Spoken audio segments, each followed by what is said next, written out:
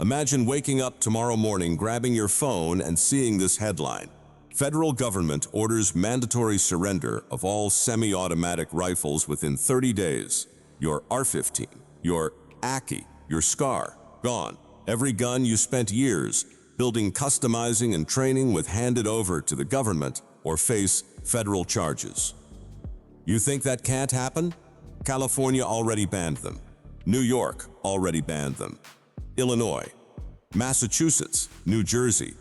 The list keeps growing, and every single time another mass shooting makes national news, the calls get louder, the legislation gets closer, the window gets smaller. So, here is the question nobody in the mainstream gun community wants to answer.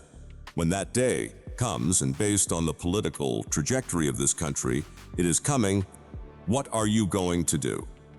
Today, we are answering that question with 7 weapons that laugh in the face of every assault weapons ban ever written. 7 tactical lever-action rifles that do not just survive gun bans, they were never on the list to begin with. These are not your grandfather's cowboy guns collecting dust in a barn. These are precision-engineered survival machines that can mount suppressors, chamber, NATO ammunition, and deliver stopping power that makes your R-15 look like a polite suggestion. And the number 1 rifle on this list, a weapon that fires 45. 70 government through a factory-threaded suppressor host in near complete silence is the single most ban-proof, all-weather, all-scenarios survival firearm that exists on the American market today.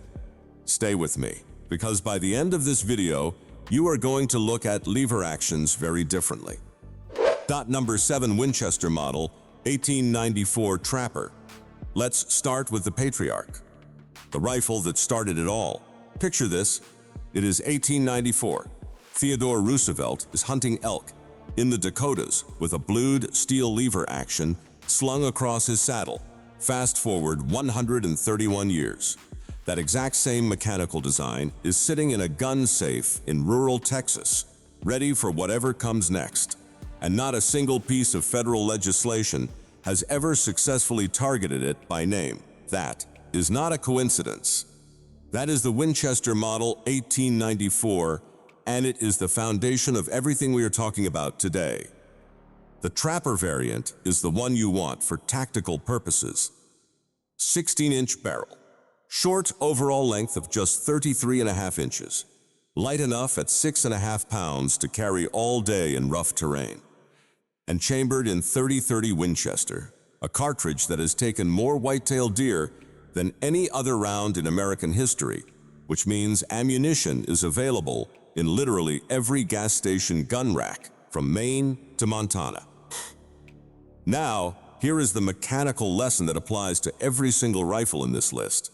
And I want you to pay attention, because this is the reason lever actions win the ban game on a fundamental level. There is no gas system, no piston, no bolt carrier group, no buffer tube, no recoil spring assembly. When you work that lever, you are directly and mechanically cycling the action with your own hand. That means no carbon fouling in a gas port, no failed extraction from a dry bolt carrier. In a long-term survival scenario where lubrication is scarce and cleaning supplies are improvised, a lever action will cycle dirty, dry, and cold when your R-15 has turned into an expensive club. The Winchester 1894 Trapper does have one limitation. I will not hide from you. No factory-threaded barrel. You will need an aftermarket solution for suppressor use. That is the honest reason it sits at number 7. But as the entry point to this list, as the rifle that proves the concept, nothing does it better. Pot, 131 years of production. 0 appearances on any assault weapons ban list. Ever let that sink in. Number 6 Rossi Rinetti 2. Now let's talk about what happens when you are building a survival system on a real-world budget and you need every dollar to count. Here is a scenario. You have got $600. You already own a .357 Magnum revolver, maybe a Ruger Uni 100 or a Smith & Wesson 686. You need a long gun that works with the same ammunition, the same stockpile, the same muscle memory.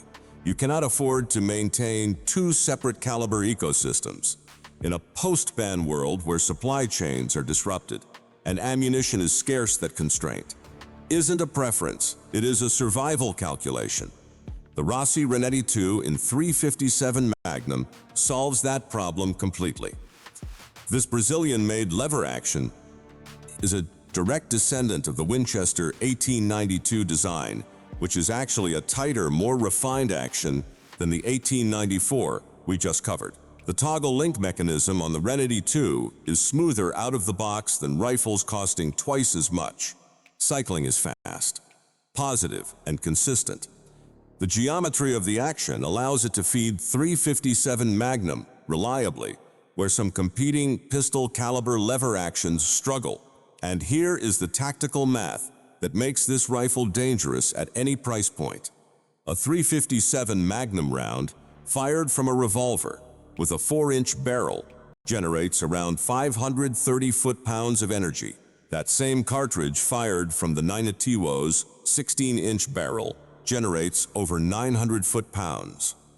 You are getting a 70% energy increase simply by moving the same ammunition into a longer barrel. Same round, same stockpile, dramatically different terminal performance. The Renetti 2 does not come with a factory threaded barrel on most standard configurations, but thread adapters are widely available, and the short 16-inch barrel model pairs naturally with a compact suppressor. For a total system cost under $800, including the thread adapter, you have a suppressor-ready pistol caliber lever action carbine that shares ammunition with your sidearm and will never appear on any ban list written by any legislature in any state in this country. Not bad for $600. Number 5, Marlin 336 Dark Series. Here is a question for the preppers living in banned states: California, New York, Illinois, Maryland. You know who you are.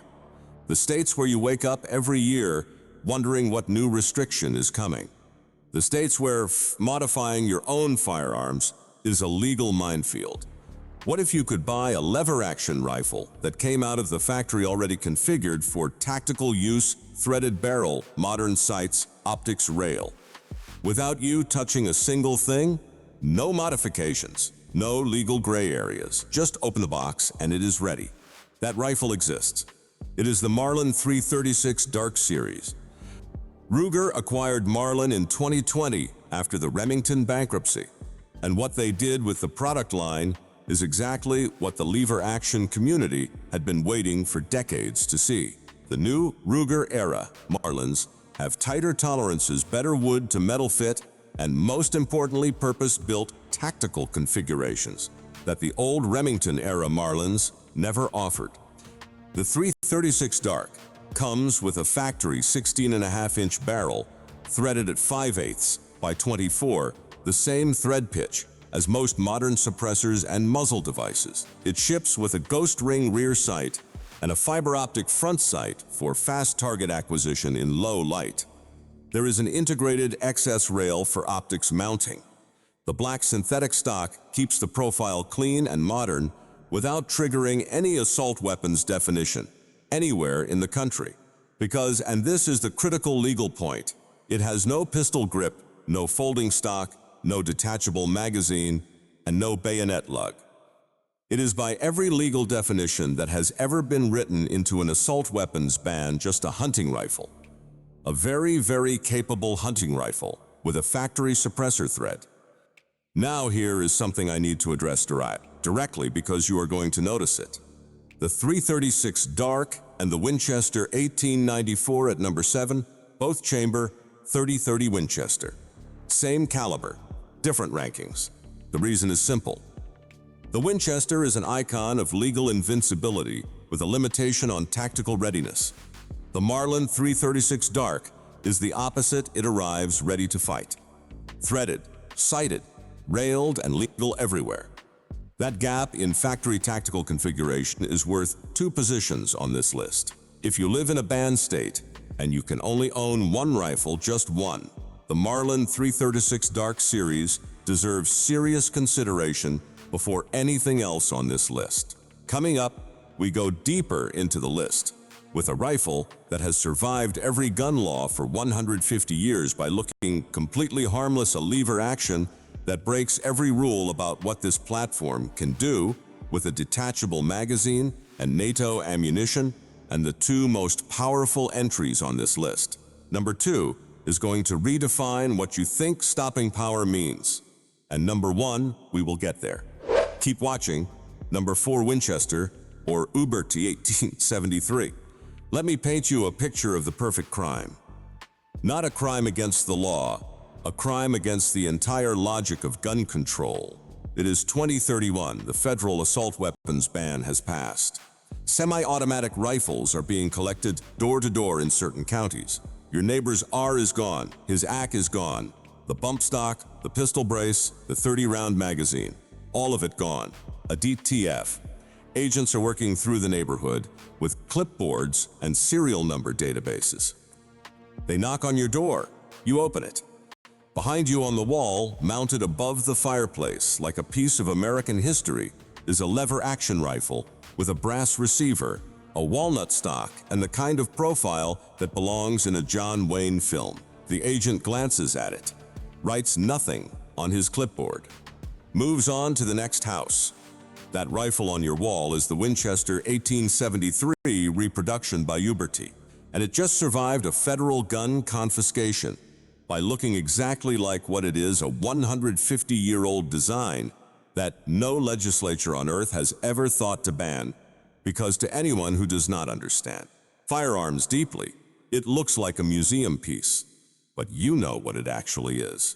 The Uberti 1873, chambered in .357 Magnum, is a precision-manufactured Italian reproduction of the rifle that won the West, built to tolerances that the original Winchester never achieved. The action is smooth, the fit is tight, and the .357 Magnum chambering means you are running the same ammunition ecosystem we talked about with the Rossi Rinetti 2 at number 6. One caliber, multiple platforms, maximum logistical efficiency when supply chains collapse. Here is what makes the 1873 strategically different from the Rinetti 2 despite sharing a caliber. The 92 is a tactical tool. It looks like a tactical tool. Picatinny rails, synthetic stocks, threaded barrels, it signals intent. The Uberti 1873 signals nothing. It is tactical by invisibility. In a world where drawing attention to your firearms is itself a liability, the ability to own a genuinely capable defensive carbine that reads as a historical curiosity to uninformed eyes is not a small advantage. It is a survival strategy.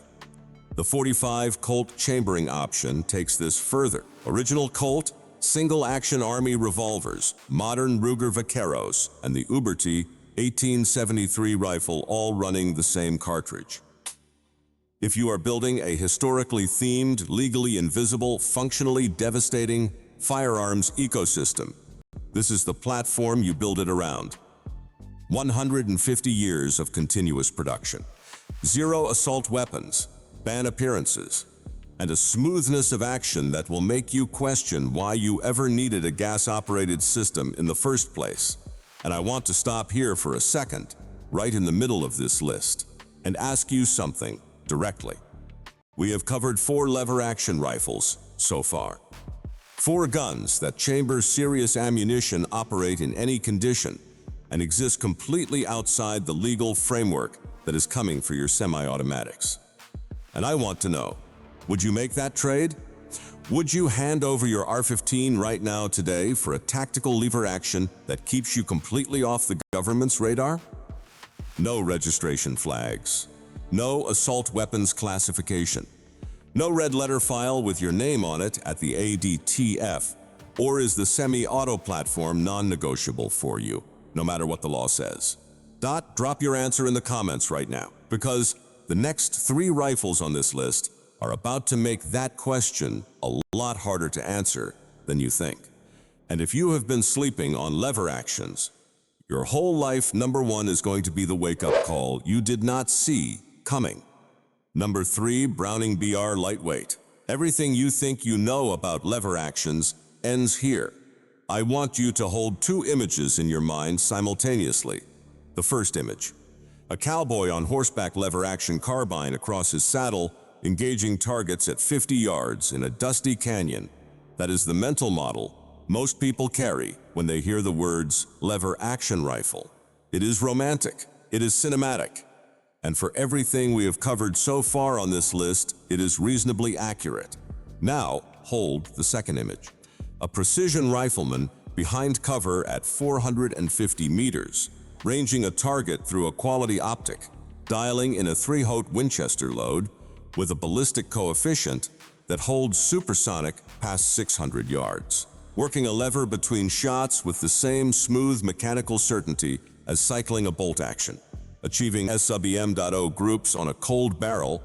That second image is the Browning BLR lightweight. And it does not just belong in this conversation, it changes the entire conversation. Here is the engineering breakthrough that makes the BLR possible when every other lever action on this list would fail at this task. Traditional lever actions use a tubular magazine mounted under the barrel. That tubular design requires round nose or flat nose bullets, because stacking pointed Spitzer bullets tipped to primer in a tube magazine creates a chain detonation risk under recoil. That one mechanical constraint has limited lever action ballistic performance for over a century. The Browning BLR eliminates that constraint entirely. Instead of a tubular magazine, the BLR runs a detachable box magazine, steel, removable, compatible with pointed Spitzer ammunition. And instead of the traditional lever action toggle link or side swing bolt, the BLR uses a rotary bolt head with multiple locking lugs, the same locking geometry used in bolt action precision rifles. That rotary bolt creates a lockup strong enough to safely contain the chamber pressures of 3-Hote Winchester, 270 Winchester, and even 450 Marlin. What this means in practical terms is that the Browning BLR is a lever-action rifle that you can genuinely engage targets with at distances that semi-automatic platforms struggle to match consistently. A well-built Arton in 3-Hote is a serious precision tool. The BLR in 3-Hote is its lever action equal, with a mechanical action that requires no gas system, no piston, no bolt carrier group maintenance, and no buffer spring to wear out. Now layer the legal dimension on top of that performance. The BLR has no pistol grip, no thumb hole stock, no folding or telescoping stock, no flash hider, no grenade launcher mount. The detachable magazine, the feature that triggers assault weapons definitions in most banned state legislation, is present, but the legislation was written to target semi-automatic detachable magazine rifles. The BLR is not semi-automatic. It is manually operated. In every assault weapons ban framework that currently exists in American law, the Browning BLR in 3-Hote Winchester is a hunting rifle. A hunting rifle that shoots men of angle groups at 400 meters with NATO standard ammunition. Think about what that means in a post-ban scenario. Your neighbors have handed in their semi-auto precision rifles. You are still zeroed at 300 yards with a 3-Hote that the government has no framework to classify as anything other than a deer gun.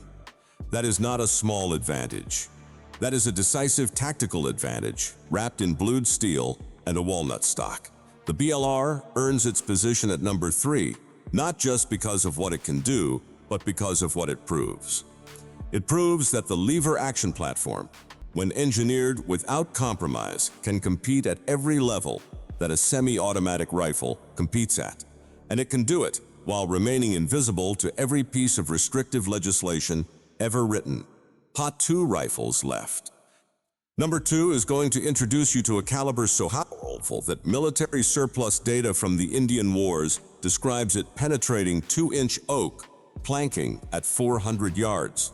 And number 1, the rifle I've been teasing since the beginning of this video, is the complete package, all-weather, factory suppressor host, subsonic capable, and completely legally undefinable as anything other than a classic American lever action. Don't go anywhere. Number 2, Marlin, 1895 SBL. I need to take you back to June 25, 1876, the Little Bighorn River, Montana Territory. Lieutenant Colonel George Armstrong Custer and 268 men of the 7th Cavalry Regiment rode into a valley expecting a skirmish.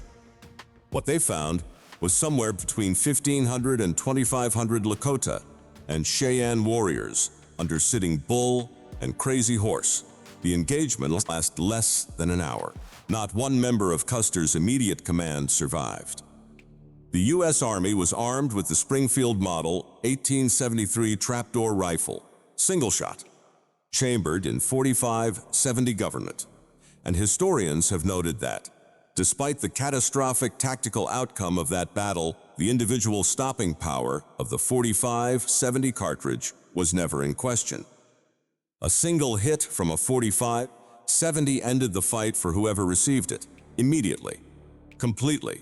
Without discussion, that was 1876. It is 2025. And the same cartridge, refined, modernized, loaded to pressures the original Springfield never dreamed of, is sitting in an 18.5-inch stainless steel barrel on the Marlin 1895 SBL. And the conversation about stopping power has not changed at all. Let's talk about what .45-70 Government actually does at modern pressure levels.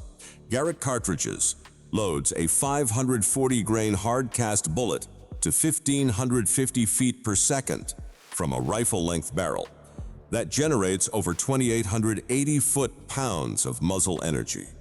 For reference, the standard Mite 55 5X from an R-15 generates approximately 1,260 foot-pounds. The .45-70 from the Marlin 1895 SBL is carrying more than twice the energy of the standard R-15 round downrange. And it is doing it with a bullet diameter of 458 inches, nearly half an inch of lead, and copper moving at the speed of a fastball thrown by a major league pitcher.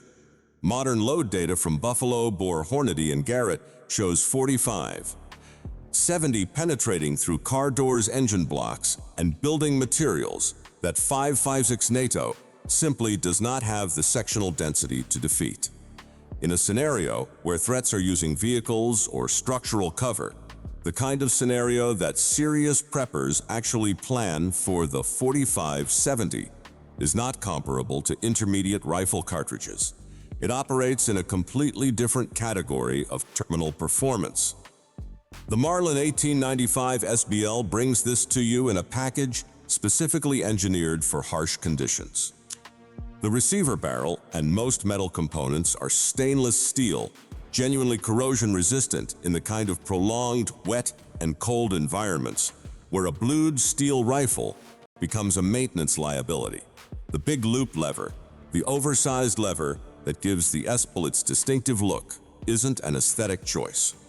It is a functional feature that allows you to cycle the action wearing thick winter gloves without losing your grip or your speed. The 1895 SBL also wears XS ghost ring sights from the factory, giving you a fast acquisition sight picture in low light conditions that standard buckhorn sights cannot match. And the receiver is drilled and tapped for optics.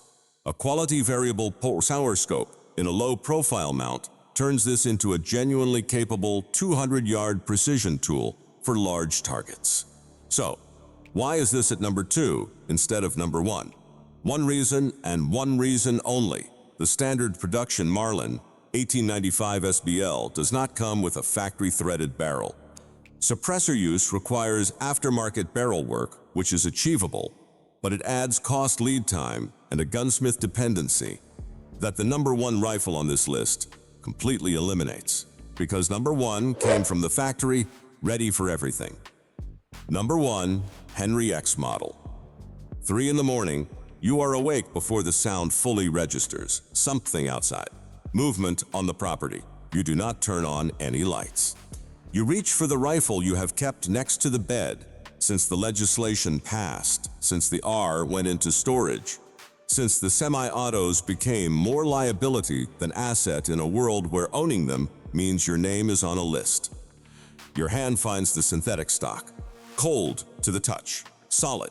The kind of solid that comes from a material that does not warp in humidity, does not crack in cold, does not swell in rain.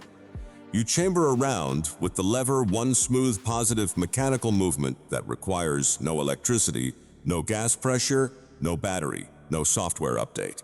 Just steel on steel and 150 years of refined engineering. The barrel is already threaded. The suppressor is already mounted. You have been running Grizzly cartridge subsonic 45, 70 loads, 405 grains at 1,050 feet per second, below the speed of sound. No supersonic crack, no muzzle blast signature. Through the suppressor, the sound of this rifle firing is quieter than a standard 22 long rifle without a can. Nobody outside your property hears anything. Nobody files a report. Nobody puts your address in a database. You handled the situation with a lever-action rifle that exists legally and technically is nothing more than a classic American hunting firearm. That is the Henry X model, and that scenario is not fantasy.